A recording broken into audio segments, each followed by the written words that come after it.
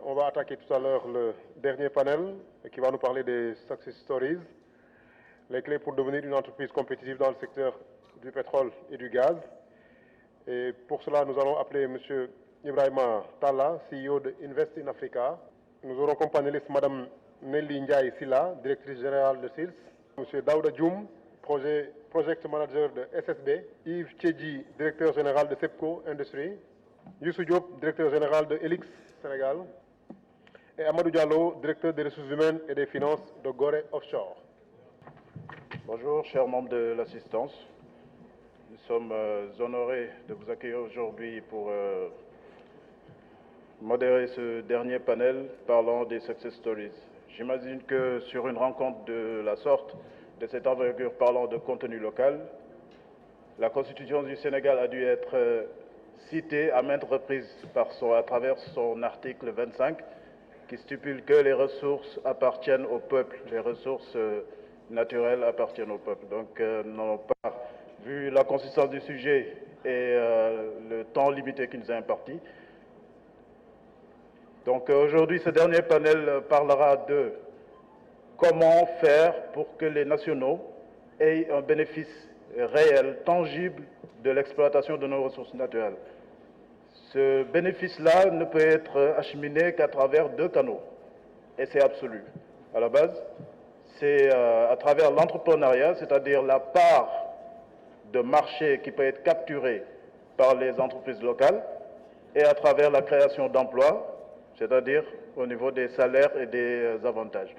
Aujourd'hui, nous avons l'honneur et le plaisir d'avoir un panel déterminant, je veux dire, ou bien critique pour le développement du contenu local, car nous avons des entreprises qui réussissent dans le secteur pétrolier, des entreprises qui arrivent à capturer cette valeur-là et qui la redistribuent dans l'économie nationale.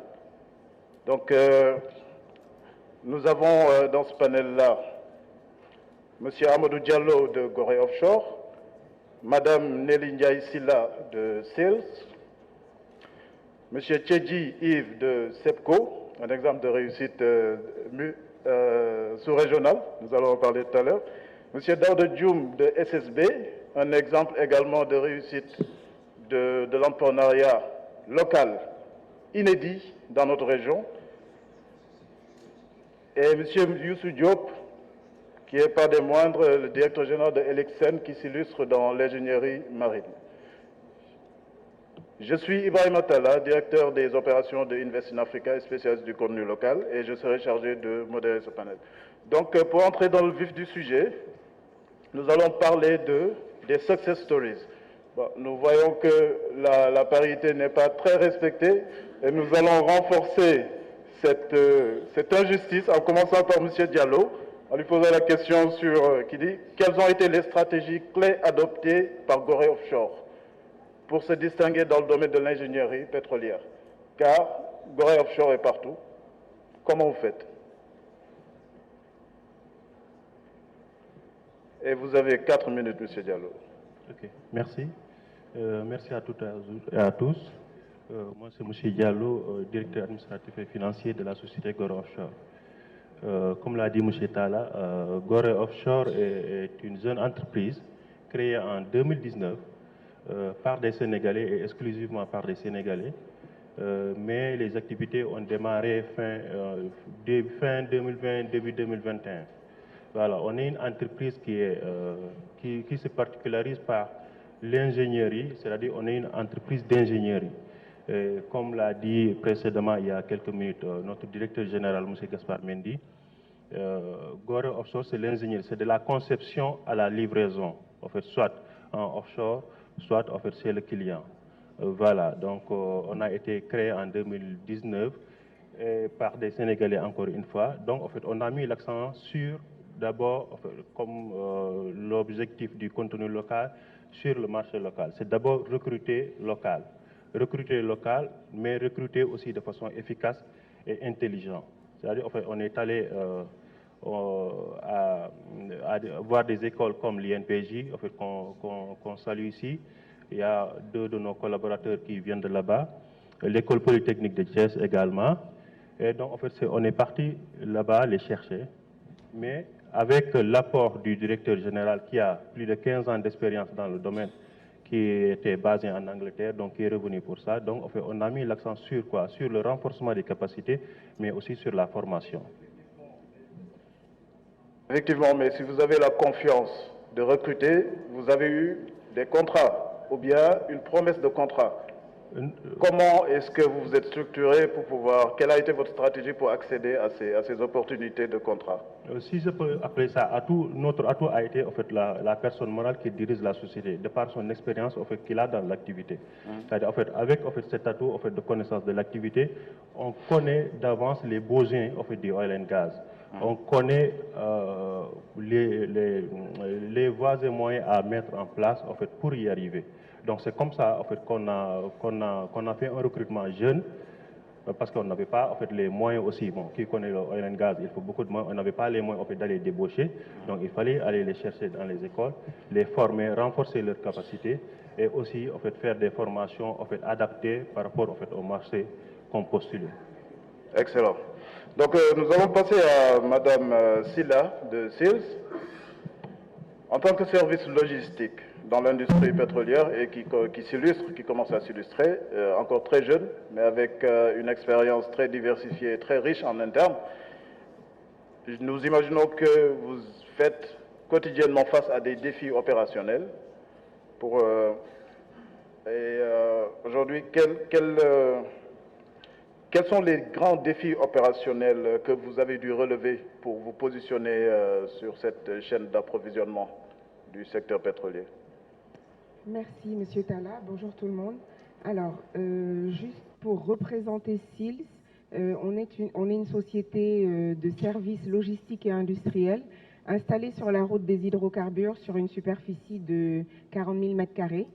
On abrite donc aussi bien des services de stockage, de manutention, que des ateliers de maintenance, de réparation, pour que le client puisse avoir à sa disposition tout ce dont il a besoin pour opérer sur une base logistique. Alors, je pense que la plus grande chance qu'on a eue, c'est d'avoir des administrateurs avec une vision, j'allais dire proactive, mais voilà, une vision qui nous a permis de ne pas nous limiter au secteur du stockage, parce que c'était la vocation première de la base logistique, c'était de faire du stockage. Mais très rapidement, avec l'évolution des besoins du client, on a su développer cette agilité qui nous a permis de pouvoir répondre à un besoin 360 du client. C'est-à-dire que tout ce dont il a besoin pour faire ses opérations au Sénégal peut se trouver sur la base, aussi bien en termes de superficie que d'équipement, que d'infrastructures, que de ressources humaines et que d'achats locaux. Donc le client se retrouve dans un écosystème où il n'a pas besoin d'aller à l'extérieur. C'est SILS qui va à la recherche de partenaires et d'infrastructures et d'équipements qu'ils mettent à la disposition de leurs clients. Donc ça nous a permis non seulement de pouvoir garantir un taux de satisfaction de notre clientèle, mais d'avoir de nouveaux types de clients qui non seulement nous font confiance, mais savent qu'on peut grandir et évoluer ensemble. Et grandir et évoluer ensemble, encore une fois, avec des partenaires locaux. Ce qui nous intéresse, c'est autant on a eu de la chance de pouvoir investir dans une activité jeune, mais en pleine croissance, et on voudrait tirer avec nous le plus de partenaires possible, faire grandir d'autres sociétés locales, faire monter en compétence le personnel que nous avons sur la base et pouvoir offrir des services au Sénégal et en Afrique de l'Ouest qui, pour l'instant, n'existent pas encore ici.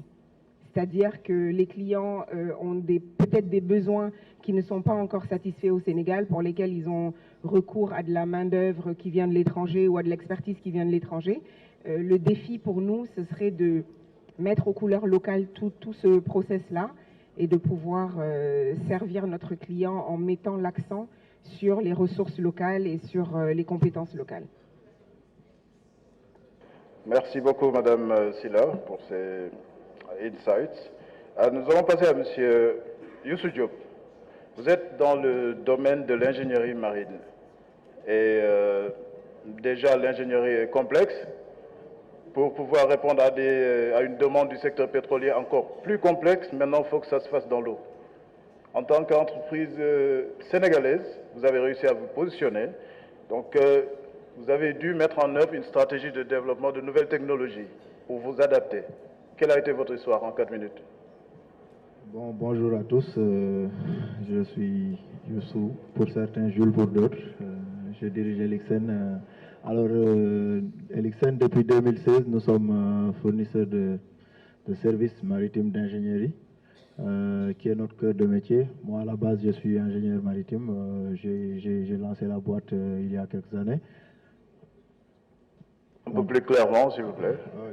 Ok. Donc oui, vous savez, la marine et l'offshore, c'est des voisins. Donc jusqu'ici, toutes les opérations se passent en mer. Et dans marine, quand on parle de marine, on est en mer. Donc la conversion n'a pas été très difficile pour nous parce que c'est ce qu'on fait tous les jours.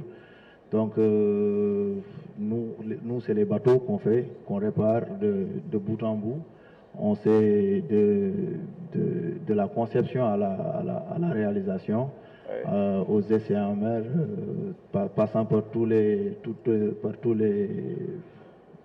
cœurs de métier. Donc tels que la soudure, l'électromécanique, les moteurs diesel. Oui, mais sur le marché sénégalais, nous avons une industrie, nous avons des soudeurs, nous avons des entreprises d'ingénierie, de construction, de plongée. Mais la grande majorité n'arrive pas à se positionner. Nous sentons que vous ne dites pas tout. Donc, quelle a été votre particularité? Alors, nous, on a commencé à travailler à la première année qu'on est venu ici. C'était quelle année? En 2016. En 2016. Oui, on a continué à grandir, et jusqu'ici, cette année, on a fait 127 navires. Excellent. 127 projets de réparation jusqu'ici. L'année n'est pas encore terminée. Donc oui, nous opérons aussi à travers nos ateliers. On a un grand atelier à Malika, un autre qui est en construction. Et faites-vous appel à l'expertise étrangère? Oui, oui. Alors nous avons des partenaires étrangers qui sont là, ils sont dans la salle même avec Access voilà. pour provide les asset integrity maintenance et tout ça, quoi. Donc c'est ce qu'on fait, c'est notre cœur de métier. On n'a pas eu de problème pour s'intégrer et je pense que le marché il est là. Les gens ils devraient foncer sur ça. Ouais. C'est excellent. Donc merci. Monsieur Djoum de SSB. Donc Senegal Supply Base, c'est-à-dire que tout équipement matériel de support d'approvisionnement qui doit accéder à Sangomar doit passer par vous. Et nous rendons un hommage aujourd'hui au président de la République du Sénégal qui a été à l'initiative de la mise en place de SSB.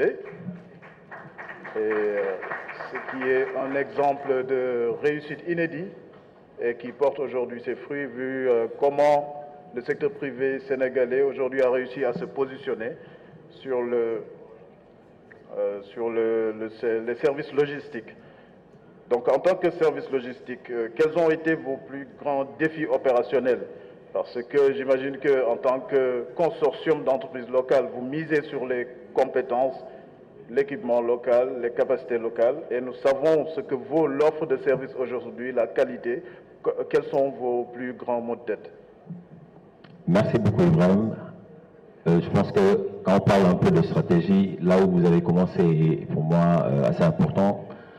À partir du moment où si le président de la République met l'ensemble des opérateurs en commun pour créer une base aujourd'hui logistique qui est exclusivement réservée à des projets pétroliers et gazières au Sénégal, je pense que déjà c'est une première. C'est une première et je pense qu'aujourd'hui on a mis en place la base, mais également on déroule pour l'ensemble des projets pétroliers et gazières au Sénégal. Ce qui est important, c'est qu'on a pu prendre des compétences locales qu'on a essayé de mettre à disposition des entreprises oil and gas et pour aujourd'hui en faire disons, des spécialistes et pour se positionner en tant que leader. SSB, c'est quoi aujourd'hui? C'est la prise en compte des réalités de chaque donneur d'ordre par une approche personnalisée. Quand on parle d'approche personnalisée, c'est on prend aujourd'hui des dockers qui, je dirais plus ou moins, le métier de docker qui était jadis un métier qui était très précaire. Nous avons réussi à prendre des jeunes dockers que nous avons formés et qui deviennent des stevedores. Et sur le plan oil and gas, quand on parle quand même de gestion de base logistique, ce sont des éléments qui sont super importants. Nous avons une base aujourd'hui qui a un personnel 100% sénégalais, un investissement 100% sénégalais et des équipements d'âge de moins de 5 ans. Et nous parvenons aujourd'hui à faire des opérations de façon exceptionnelle à un niveau, mais d'excellence internationale. Pour moi, ça, c'est quelque chose quand même qui est très important. Ce n'était pas évident au début, comme tu l'as dit, Ibrahim. Quand le président a mis beaucoup d'entreprises qui ont, disons, les mêmes cœurs de métier, quand il leur a demandé de fédérer un peu leurs forces, au début, les gens n'y croyaient pas. On est aujourd'hui parvenu à gérer une concession de 25 000 m², multi-user, à assurer toutes les opérations pétrolières et gazières, la partie logistique portuaire en tout cas, manutention et logistique. Et aujourd'hui, on arrive à faire un bon chiffre d'affaires et on arrive également à employer 100% des Sénégalais, aussi bien au niveau de nos sous-traitants, aussi bien également au niveau des personnels qui sont en local.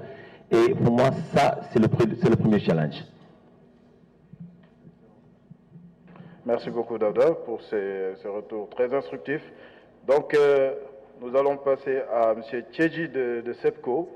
Et à mon avis, il faudra bien écouter ce qu'il dit parce que SEPCO, la première fois que j'ai vu SEPCO en 2018, je me suis dit que cette entreprise venait d'outre-mer, forcément. Lorsque j'ai vu le profil de SEPCO, et aujourd'hui SEPCO a pu déjà renforcer, s'établir, consolider sa position en Mauritanie, exporter son expertise au Sénégal et s'illustrer dans la fourniture de services dans les oilfield services. Quel est votre secret? Parce que dans 5 ans, nous aimerions voir Gorée Offshore en Gambie, Elixen en Côte d'Ivoire, pourquoi pas? Donc, quelle est la recette de cette réussite sous-régionale? Ok, merci M. Talla et merci au comité technique, au secrétaire technique pour l'invitation. La réussite, en fait, elle repose en quelques mots vraiment simples. Okay? C'est une vision, okay? Une vision, une stratégie. Ce n'est pas le hasard, ce n'est pas l'improvisation, on n'imite pas les autres, on met une stratégie et la détermination. Il ne faut pas s'arrêter en bout de chemin parce qu'on ne sait pas si dans 2 mois ou dans le mois prochain on aura le salaire mensuel. Donc quand on se lance dans une entreprise, vision, stratégie, détermination et la vertu la plus importante pour la réussite dans ce secteur, c'est l'intégrité. Donc voilà les 4 aspects, les 4 points que j'aimerais mentionner ici pour toute personne qui s'investit dans le secteur de l'entrepreneuriat en général et surtout dans un secteur aussi sensible que les hydrocarbures. Parce que c'est très bien, c'est beau de parler de contenu local, entreprise locale, c'est bien, mais il faut qu'on sache une chose. Les opérateurs de services pétroliers, ce n'est pas parce que vous êtes une entreprise locale qu'ils vont dégrader la qualité du service qu'ils attendent de vous. Ils ne dégraderont jamais. Parce que la moindre erreur faite par une entreprise, aussi bien locale qu'internationale, peut résulter à la perte d'un investissement de plusieurs milliards de dollars. Donc, ils seront intransigeants sur votre intégrité, sur la sécurité et la qualité de service que vous allez donner. En gros, c'est ça.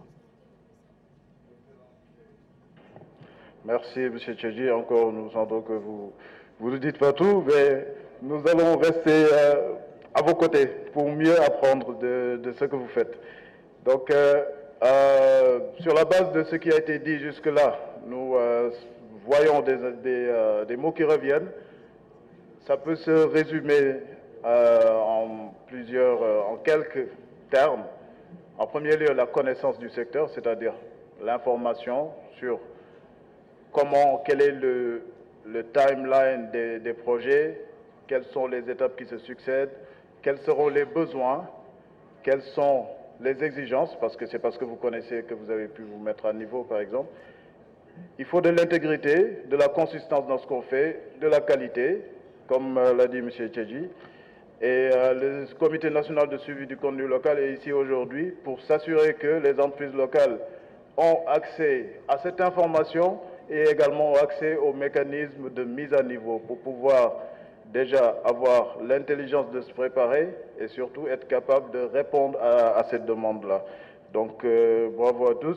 Une toute dernière question, car nous n'avons que 30 minutes. Là, nous allons faire un sprint d'une question avec des réponses qui vont se succéder, de sorte à pouvoir rester dans cette échelle-là. Nous en sommes encore à 18 minutes. Donc, la dernière question, c'est, nous nous préparons aujourd'hui à mettre en développement de nouveaux projets, notamment Yakar Teranga, qui représente un potentiel immense pour l'économie sénégalaise. Êtes-vous prêts? Non, il ne suffira pas de dire oui. Donc, comment est-ce que vous voyez votre maintien dans cette chaîne d'approvisionnement et surtout, quel serait le support dont vous aurez besoin de la part d'institutions telles que le comité de suivi du contenu local?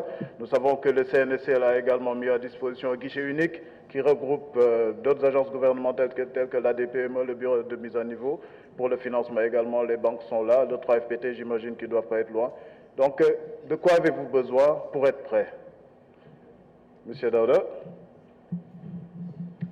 Merci Ibrahim. Je rejoins juste Timéra tout à l'heure quand il parlait un peu de... Il ne faut pas tout simplement viser que des certifications, mais il faut aller dans l'excellence opérationnelle. Être prêt, on a appris avec l'aide de Woodside, ses sous-traitants, mais également de BP. On a appris à mettre en place des bases logistiques et on a mis en place et on a fait nos preuves. Aujourd'hui, il est beaucoup plus facile d'être excellent que de rester excellent. Pour moi, l'objectif, en tout cas de SSB, c'est de se maintenir à ce niveau d'excellence-là. Arriver à proposer un service clé en main, pouvoir être un one-stop shop et permettre à l'ensemble des acteurs oil and gas de pouvoir aujourd'hui cibler les services de SSB, d'autant plus que SSB est la seule concession aujourd'hui dédiée exclusivement aux opérations pétrolières et gazières du Sénégal. Nous sommes là pour supporter à la fois les projets GTA et le projet de Sangomar. Donc pour moi, la clé du succès par rapport à ces projets-là, c'est tout simplement de maintenir le cap par rapport à l'excellence et de pouvoir capaciter les équipes qui sont là et de pouvoir capter le transfert de compétences des entreprises sous-traitants multinationales qui ont au moins 60 ans d'expertise et de pouvoir faire un bon transfert de compétences. Excellent.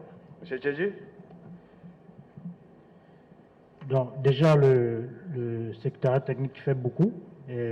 J'admire énormément la nouvelle plateforme. Je l'ai essayé il y a quelques jours, là, qui est une belle plateforme d'échange.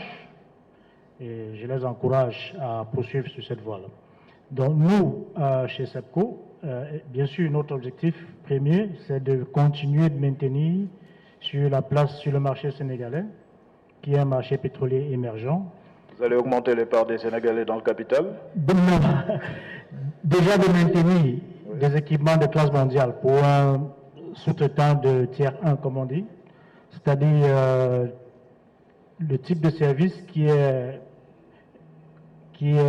regardé par tout opérateur qui veut rentrer dans le pays, s'assurer que les services de tiers 1 seront retrouvés dans le pays avec les qualités qu'il requiert. Donc ça, c'est notre objectif dans un très court terme. Et bien sûr, on croit au futur du Sénégal avec Yakar Teranga et autres. On pense qu'on a pris la bonne décision de faire le pont que nous sommes entre la Mauritanie et le Sénégal. C'est ce que SEPCO est, un pont entre les deux pays. Oui, Monsieur Diallo de Gorée Offshore. Moi, je pense que quand on parle de oil and gas, on parle de règles standards, que ce soit au Sénégal, aux États-Unis, au Japon, en Angleterre. La différence, c'est les règles d'approche. Donc, les règles standards, c'est quoi? C'est la sécurité, c'est la conformité, c'est l'engagement. Donc, en fait, c'est maintenir ce niveau d'exigence, ce niveau de rigueur en fait, qu'on demande. Et je pense que c'est aussi pour ça qu'aujourd'hui, ces journées ont été créées. Madame Silla. Oui, je pense que de la même façon que mes prédécesseurs l'ont dit, on est prêt et pour qu'on reste prêt, il y a des choses avec lesquelles on ne peut pas négocier. Les standards, la qualité, la rigueur.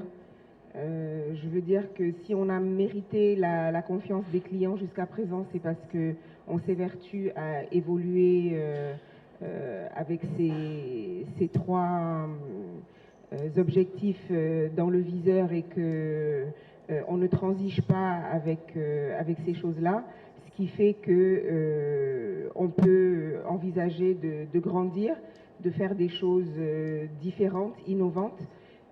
On a besoin du soutien des banques, je ne le dis pas assez, on en a parlé et reparlé. J'ai suivi l'intervention de Saher tout à l'heure qui avait l'air de nous dire que tout est en train de s'arranger pour le secteur oil and gas en termes de financement.